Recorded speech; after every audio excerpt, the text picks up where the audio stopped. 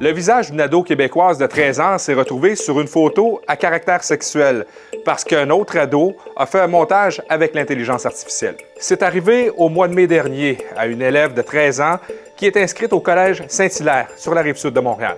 La photo a été partagée dans un groupe privé sur Snapchat par le garçon qui l'a créé pour la ridiculiser. La direction de l'école a rapidement été mise au courant et elle a contacté aussitôt la police parce que même si l'auteur de la photo est un élève et d'âge mineur, c'est un geste criminel. C'est du moins ce que m'a expliqué un avocat à qui j'ai parlé. Peu importe que l'auteur soit mineur ou non, là, ça reste que ces images-là dans lesquelles une personne mineure est sexualisée, que peu importe qu'il y ait trucage ou non, eh bien, ça peut constituer là, de la pornographie juvénile. Mais le problème, c'est qu'il ne s'est rien passé après que l'école ait contacté la police, du moins selon la version de la victime et ses parents. L'élève fautif, même si l'école finit par connaître son identité, n'est pas rencontré ni sanctionné et ses parents ne sont même pas informés de la situation. Le Collège Saint-Hilaire, pour ne pas porter de préjudice contre l'auteur de la photo, veut surtout attendre s'il y a des accusations qui seront déposées contre lui avant de prendre une décision. Mais les parents de la victime, eux, perdent patience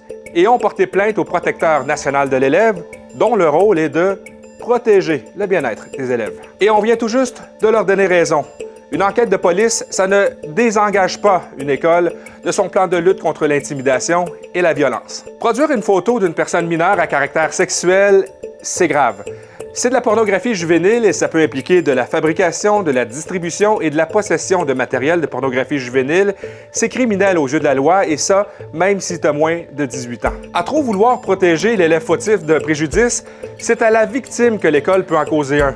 Parce que pendant des semaines, elle continue à croiser l'élève qui l'a humilié dans les corridors de l'école. Il y a des droits fondamentaux qui sont en jeu, hein? Protection de la dignité, de la réputation, de la vie privée. Certains se demandent donc si le Québec et le Canada ne devraient pas suivre l'exemple de l'Australie. À partir du 10 décembre, tous les réseaux sociaux pour les jeunes de moins de 16 ans leur seront interdits. Ça concerne les réseaux sociaux les plus populaires, Facebook, Instagram, Snapchat et TikTok. Le gouvernement australien considère que les réseaux sociaux nuisent à la santé mentale des jeunes.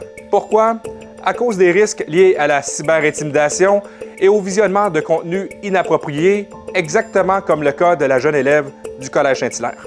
On va savoir dans les mois prochains si l'élève qui a truqué cette photo à caractère sexuel sera accusé en chambre de la jeunesse. La police a remis son dossier d'enquête criminelle au directeur des poursuites criminelles et pénales au début du mois de novembre.